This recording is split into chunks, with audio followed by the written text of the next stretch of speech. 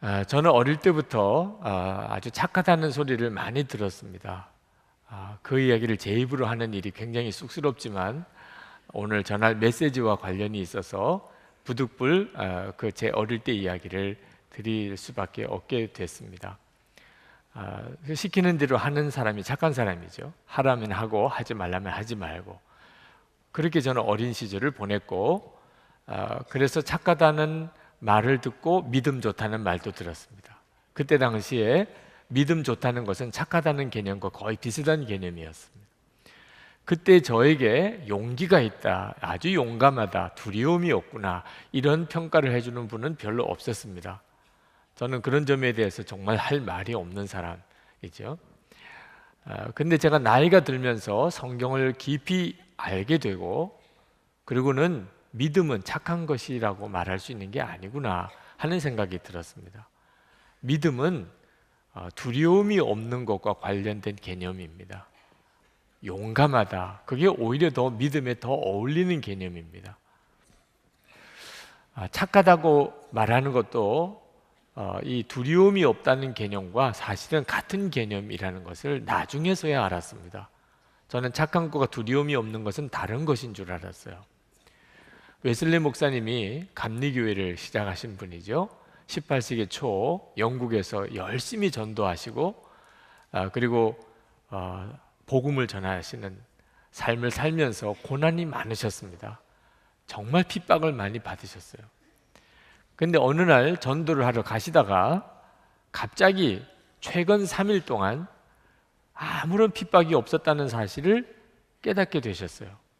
그리고는 숲속에 들어가셔서 말에서 내려서 하나님 앞에 간절히 기도했었습니다. 하나님, 제가 무슨 잘못을 저지른 것이 있습니까? 왜 지난 3일 동안 아무런 핍박이 저에게 없었습니까? 제가 혹시 뭘 잘못한 것이 있으면 깨닫게 해 주옵소서. 그러면서 숲속에서 정말 간절한 마음으로 큰 소리로 기도를 하시는데, 그 숲 건너편 길에서 어떤 남자가 그 기도 소리를 들었어요. 웨슬레구나. 그래가지고는 큰 돌을 잡고서 그냥 웨슬레 목사님에게, 기도하는 웨슬레 목사님에게 던졌다지 뭡니까? 웨슬레 목사님 기도하다가 누가 이렇게 돌을 던지니까 하나님 앞에 너무너무 감사의 기도를 드렸습니다. 하나님, 제가 지금 잘 가고 있는 거군요. 하나님 감사합니다. 그랬다는 웨슬레 목사님의 일화를 읽고 충격받았습니다. 그것이 착한 종이거든요. 하나님이 그때 웨슬레 목사님의 기도를 들으시는 하나님이 얼마나 웨슬레 목사님이 착하다고 하셨을까요? 착한 것은 믿음이 좋다는 뜻인데, 그것은 두려움이 없다는 겁니다. 두려움이 없어야 하나님이 기뻐하는 길로 갈 수 있어요. 신사춘배를 거부하다가 순교하신 주기철 목사님, 그분이 믿음이 있는 것이고 하나님이 보실 때 착한 종이죠. 손양원 목사님, 공산당 청년에게 두 아들 잃었습니다. 그런데 그 공산당 청년을 양자 삼았어요. 그런데 나중에 공산당에게 순교했습니다. 손양원 목사님이 그렇게 사실 수 있었던 것은 그분에게 믿음이 있었기 때문에, 두려움이 없는 믿음이 있었기 때문에, 그리고 그것이 바로 하나님 보시기에 착한 거죠. 여러분, 우리가 세상 살아가는 동안에 우리를 두렵게 하는 일들이 많습니다. 우리가 사는 세상이 악한 세상이죠. 악한 사람이 많습니다. 오늘 시편 64편에 다윗이 그가 얼마나 지금 어려운 처지에 있는지를 1절 2절에서 말씀하는데, 그것은 믿었던 사람, 정말 사랑했던 사람으로부터 배신을 당하고 모반이 일어나서 다윗을 죽이려고 하는 겁니다. 1절 2절 보면, 하나님, 내가 탄식할 때에 내 소리를 들어주십시오. 원수들의 위협에서 내 생명을 지켜주십시오. 악인들이 은밀하게 모의할 때에 나를 숨겨주시고 악한 일을 저지르는 자들의 폭력에서 나를 지켜주십시오. 정말 세상에는 악한 사람이 많습니다. 어떻게 아들이 아버지를 모반하고 그렇게 충성스러웠던 신하들이 어찌 하루아침에 그렇게 바뀔 수가 있죠? 그런 일들을 우리도 겪고 삽니다. 오늘 여기에 예배드리러 오신 여러분들이 아마 정도의 차이는 있지만 여러분 주변에 정말 악하다, 사람이 어떻게 이렇게 악할 수 있을까, 이런 사람들이 다 있으실 거예요. 우리가 세상 살아가는 일이 쉽지 않은 것은 우리 세상이 그렇게 악해져 가고 있기 때문입니다. 그 악한 사람이 어떤 사람인지에 대해서 3절부터 6절까지 간단하게 언급하고 있습니다. 무엇보다도 우선 말이 악해요. 3절에 그들은 칼날처럼 날카롭게 혀를 벼려 화살처럼 독소를 뽑아냅니다. 요즘에는 깜짝 놀랄 정도로 사람들의 말이 거칠어져 있습니다. 아이들은 학교에서 욕을 안 하면 대화가 안 될 정도의 분위기에서 자라고 있습니다. 방심한 상태에서 갑자기 공격을 했어요. 4절에 보면 그 말은 믿었던 사람이 배신을 한 겁니다. 전혀 그럴 수 없다고 생각했던 사람이 나에게 악하게 하는 거죠. 죄 없는 사람을 쏘려고 몰래 숨어 있다가 느닷없이 쏘고서도 거리낌조차 없습니다. 그리고 그런 일들을 자랑해요. 부끄러움이 없어요. 오히려 더 악한 것을 자랑하는 시대예요. 하나님의 심판을 전혀 믿지도 않습니다. 5절에 그들은 악한 일을 두고 서로 격려하며 남몰래 올가미를 치려고 모의하며 누가 우리를 보랴 하고 큰 소리를 칩니다. 이런 사람들은 그 마음을 도무지 알 수가 없어요. 겉하고 속이 너무 다르니까. 그러니까 도대체 사람을 믿을 수가 없어요. 6절에 그들이 악을 꾀하고 은밀하게 음모를 꾸미니 사람의 속마음은 참으로 알 수 없습니다. 이런 사람들이 우리 주변에 있잖아요. 가족과 친척들 사이에도 있습니다. 그래서 오늘도 사람 때문에 마음에 상처를 받고, 그리고 정말 이런 사람들과 내가 어떻게 살아가나 두려운 가운데 오늘 오신 분들도 있으실 거예요. 교회 안에도 그렇습니다. 여러분들이 예수를 믿고 이렇게 교회로 모여보면 교회 안에도 깜짝 놀랄 정도로 악한 사람이 있어요. 그래서 그것 때문에 교회 안에서 오히려 마음에 상처를 받으신 분들이 꽤 많습니다.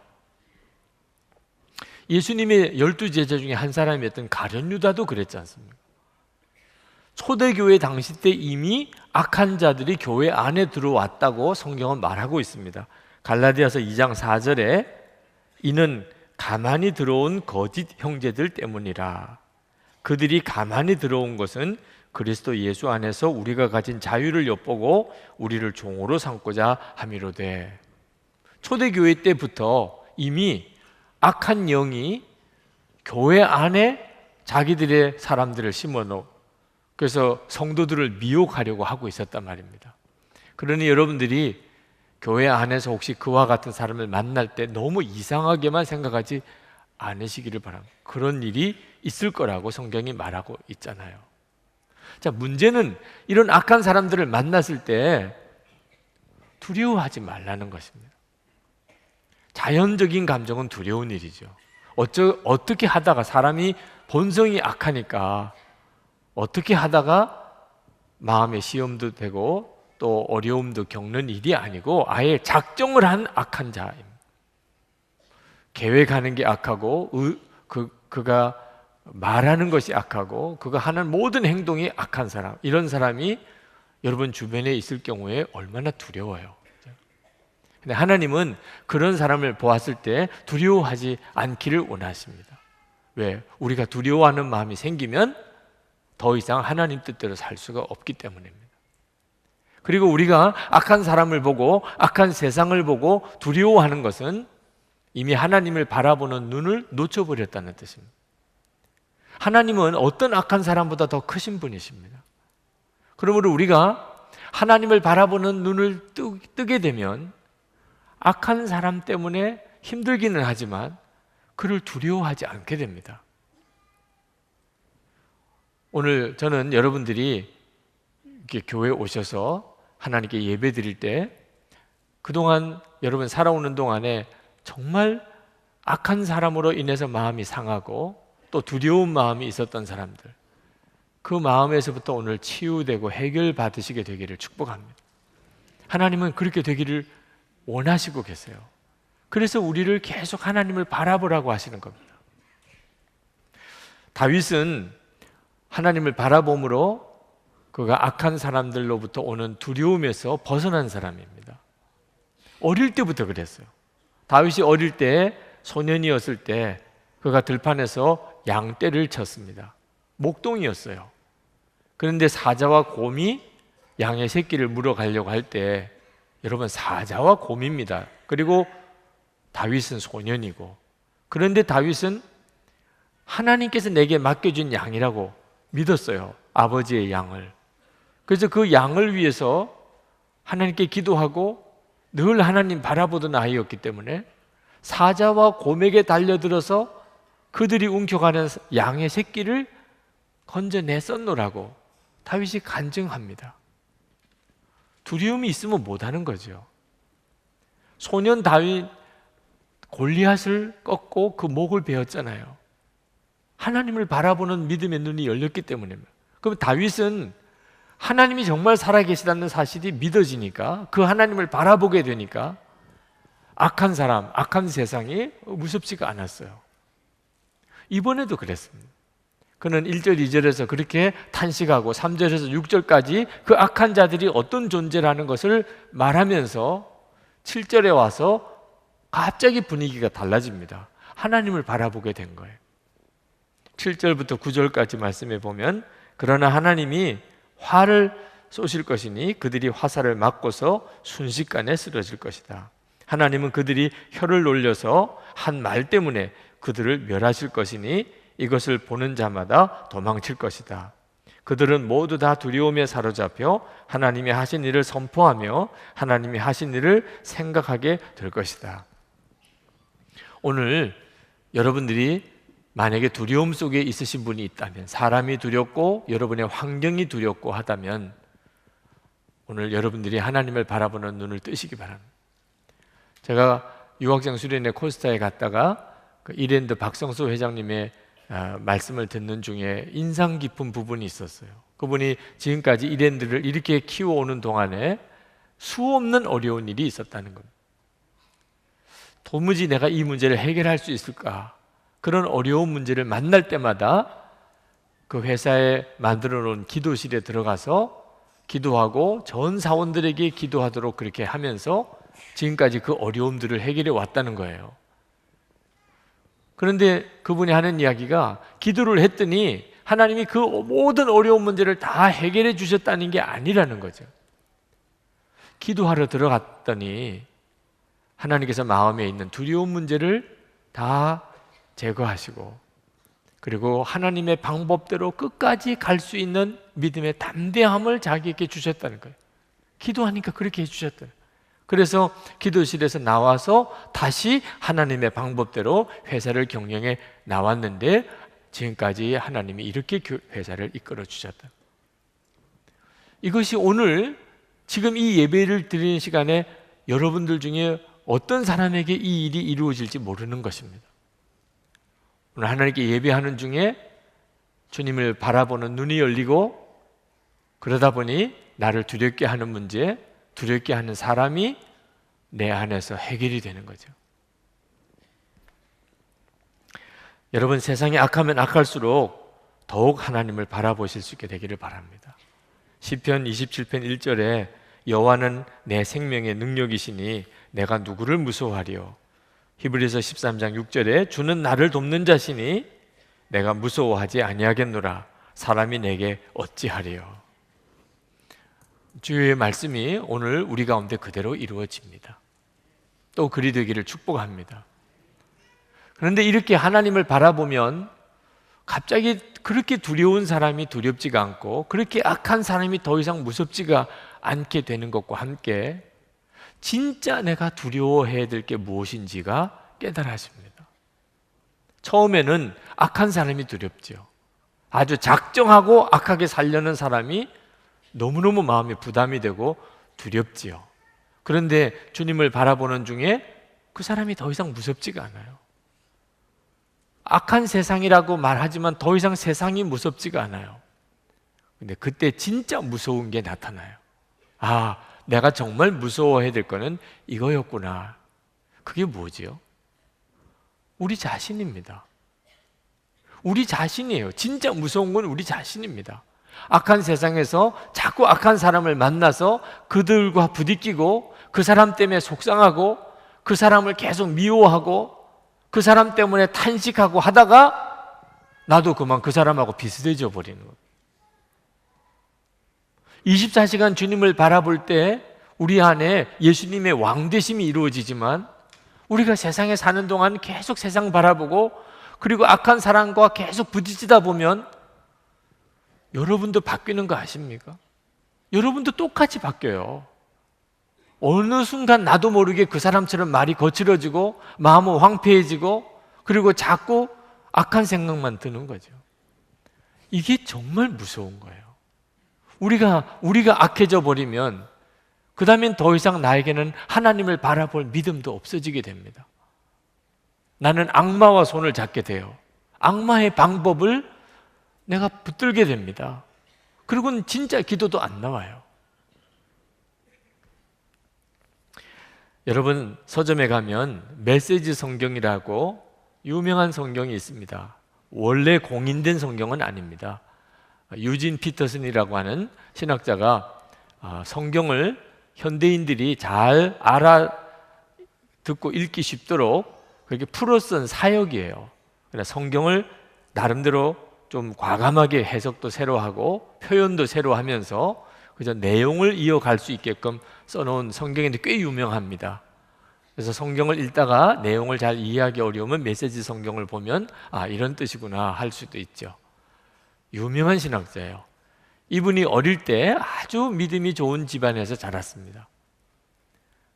부모님도 형제도 친척도 다 믿음이 좋은 집안이라 어릴 때는 그냥 그렇게 곱게 믿음을 가지고 자랐어요.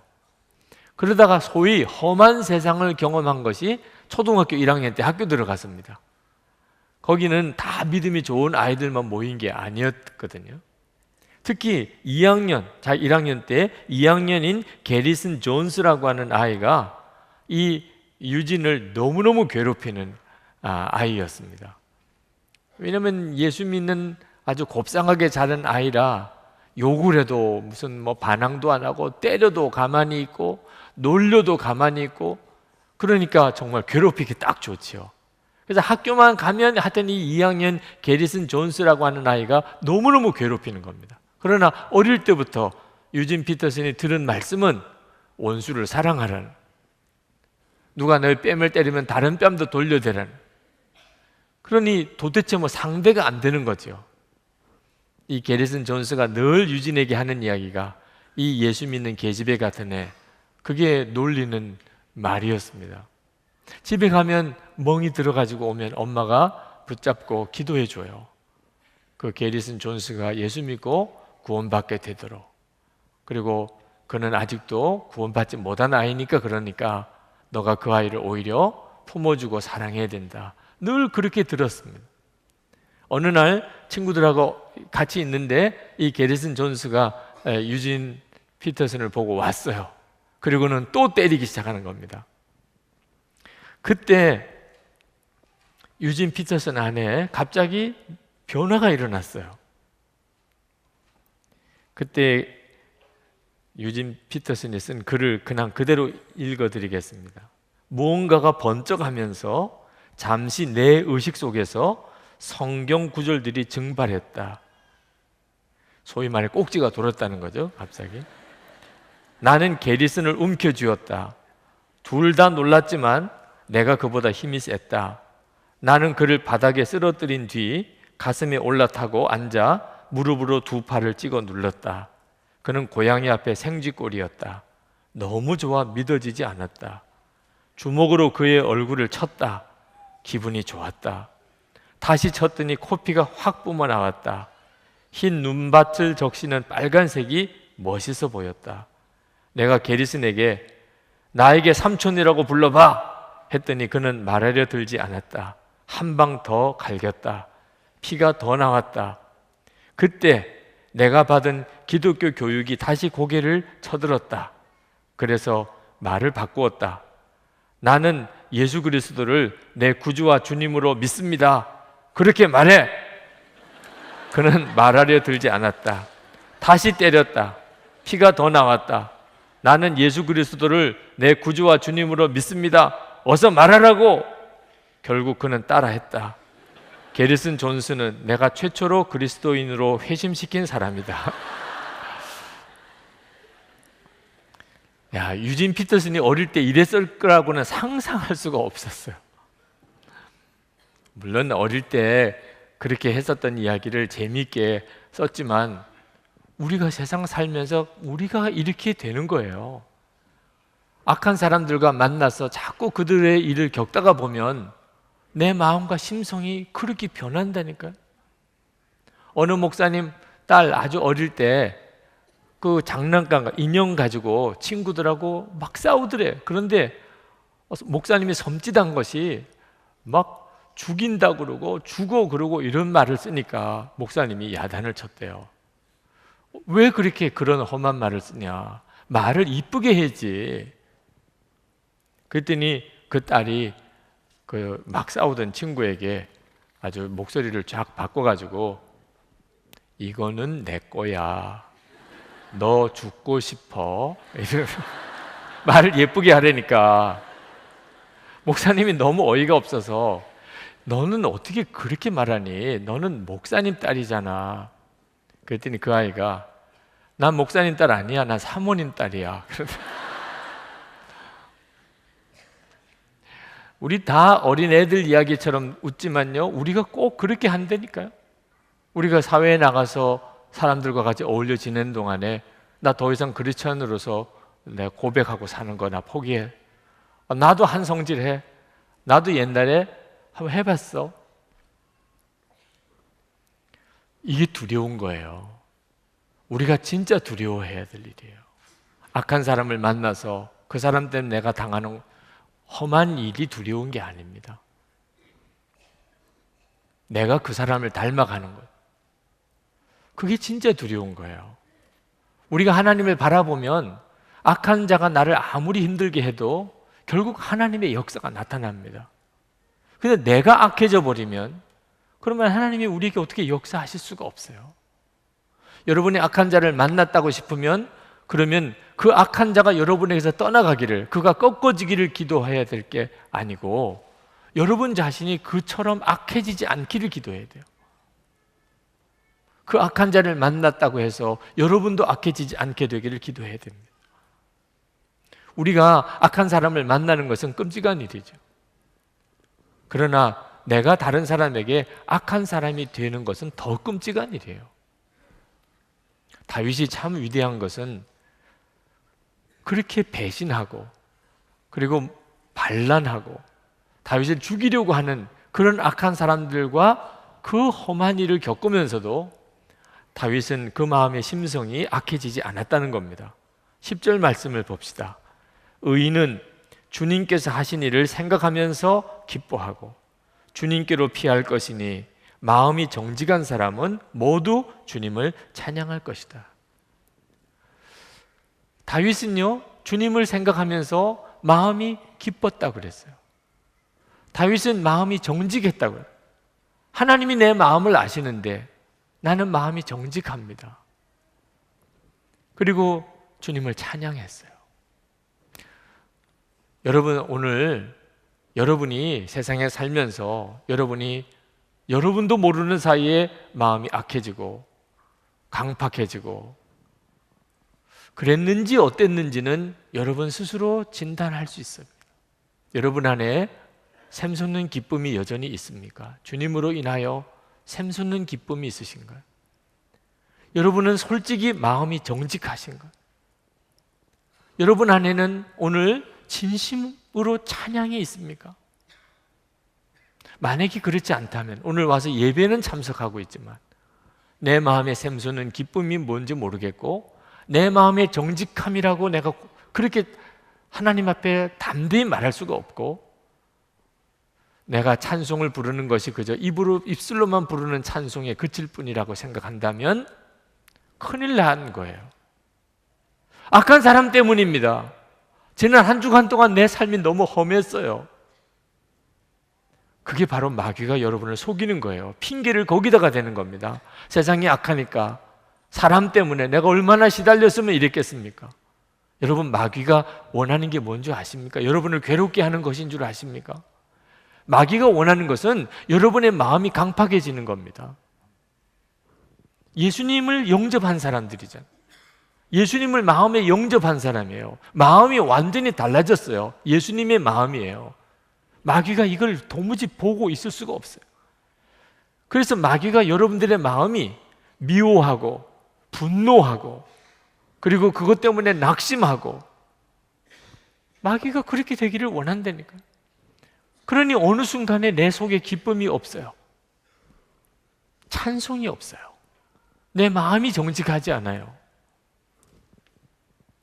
내가 하나님을 바라보지 않고 있다는 뜻입니다. 예수님을 내가 마음에 영접했다고는 하지만 내 마음에 계신 주님을 내가 더 이상 바라보고 있지 않다는 뜻이에요. 우리가 진짜 주님을 바라보게 시작하면, 그러면 아무리 악한 사람과 함께 있어도 내 마음이 뺏기지 않습니다. 예수님이 내 마음의 왕이시니까. 지난 남성 부흥회 때 박은조 목사님께서 설교 중에 그 잊혀진 사람들의 마을 이야기를 하셨습니다. 김요성 목사님이란 분이 목회하셨던 나환자 그 한센시병 환자의 정착촌 영호 마을이라는 곳에 목회하시던 때에 있었던 이야기입니다. 그 중에 그 양씨 이야기 하셨어요. 양씨는 예수를 처음 이제 믿은 분입니다. 그러니 예수 믿는 사람이 어떻게 사는 것인지를 이 양씨는 거의 모르죠. 뭐 예수 믿는 사람이 주변에 있었던 것도 아니고. 근데 어느 날 이 양씨가 목사님을 찾아왔대요. 화가 대단히 나서.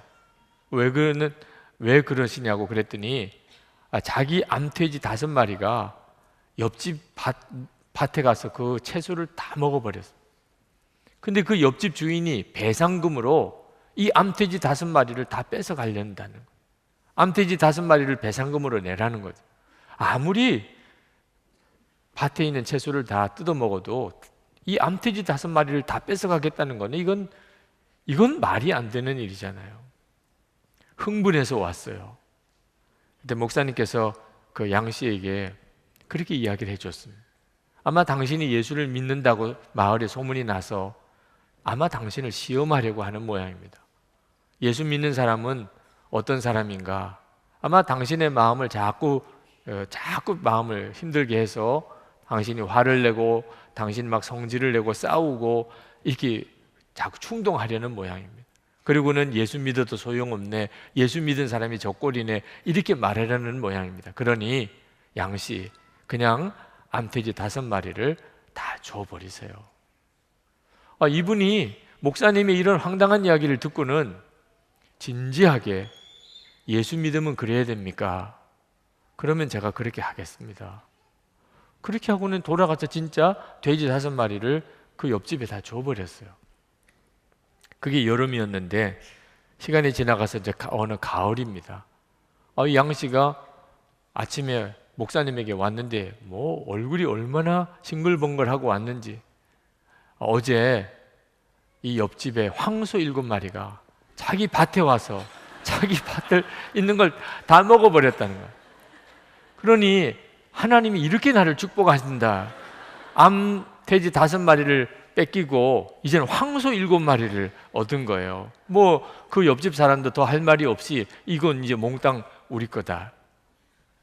그러면서 목사님에게 그 기쁜 소식을 전해주려고 왔는데 목사님이 그 양씨의 그 정말 흥분한 마음을 일거에 그냥 찬물을 끼얹었습니다. 양씨, 생각해 보세요. 당신이 암돼지 5마리 그렇게 뺏기고 얼마나 힘들었네요. 그런데 지금 황소 7마리를 당신한테 뺏기고 그 옆집 사람이 얼마나 힘들겠는지를 생각해 보라고. 그러니 예수를 믿으면 원수를 사랑하라고 했잖아요.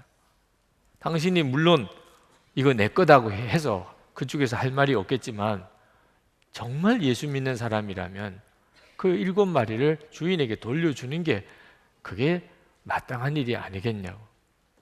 양씨가 허리에다가 손을 얹고 씩씩거리고 듣다가 그만 마음을 수그러뜨리고 그렇게 해야 되는 겁니까? 예수를 믿으면 그렇게 해야 됩니다. 그렇다면 제가 예수를 믿기로 결심을 했는데 그렇게 해야 하겠네요. 그러고는 진짜 돌아가서 황소 7마리를 그냥 돌려 보내주었어요. 그리고 그 다음날 아침에 또 쫓아왔어요. 양씨가 입이 그냥 귀에 걸려가지고 목사님 이거는 그냥 받아도 되는 거지요. 뭔데요? 옆집 아저씨가 왔는데 너무너무 잘못했다고 어제 밤새 한숨을 못 잤다는 거예요. 도대체 어떻게 이런 일이 있을 수 있는지 너무너무 마음이 괴로워서, 그래서 지난번에 암돼지 5마리 가져가서 그게 새끼를 낳고 한 마리당 18마리씩 낳았대. 그래서 몽땅 합해서 90마리, 돼지 90마리를 가져왔으니 이걸 다 받으시라. 이건 당신 것이라고. 이거야 뭐 제 거가 아니겠습니까? 참 하나님의 축복하심이 이렇게 놀랍네요. 이 90마리 그동안 사료값만 생각해도 이거 얼마나 수지 맞은 것인지 모르겠습니다. 그러면서 그 양씨가 하는 이야기가, 그러나 목사님 정말 감사한 것은 이것보다 더 좋은 일이 있었다는 겁니다. 그러면서 하는 이야기가 마을 전체가 우리를 예수 믿는 사람으로 인정하게 된 겁니다. 이거야말로 하나님께 받은 최고의 선물이 아니겠습니까? 여러분, 세상 사람이 악하게 한다고 꼭 내 마음이 완악해지고 같이 그 사람 때문에 내 마음이 상하고 나도 그냥 그 사람 때문에 악해지는 거 아닙니다. 우리가 주님을 바라보는 눈을 분명히 뜨고 산다면 오히려 그것 때문에 더 하나님의 영광이 우리를 통해 드러나게 됩니다. 우리가 악한 사람이 우리 주변에 있을 때 어떻게 그 사람을 두려워하지 않을 수 있을까요? 주님을 바라보는 것입니다. 악한 자보다 더 크신 주님을 바라보는, 그분이 지금 내 마음에 계세요. 악한 사람이 그렇게 많은데 어떻게 내가 악해지지 않을 수 있죠? 역시 주님을 바라보시는, 예수님이 내 마음의 왕 되심을 분명하게 하고 고백하고 계속 나아갈 때, 그래서 하나님의 역사가 일어나요. 가정 안에, 내 일가 친척 사이에, 직장과 내가 사는 동네에 정말 기가 막힌 일들이 벌어지게 되는 것입니다. 이제 우리 기도하십시다. 오늘 하나님께서 여러분의 마음에 우리가 악한 사람과도 살아야 되고 정말 악한 세상이라고 말하는 곳에서 우리가 살지만 주님은 능히 우리를 지키실 수 있음을 여러분이 꼭 믿으시기 바랍니다. 그리고 주님을 바라보시고 기도하십시오. 하나님, 다윗에게 그렇게 역사하신 것처럼 저에게도 그렇게 하실 줄 믿습니다. 제가 악한 자를 두려워하지도 않고 그리고 나도 덩달아 악해지지도 않게 하소서. 그래서 하나님의 역사가 일어나게 해주소서. 제 속에 기쁨이 샘솟고 마음이 정직하며 항상 주님을 찬송하게 해주소서. 기도합시다. 은혜와 사랑에 충만하신 하나님,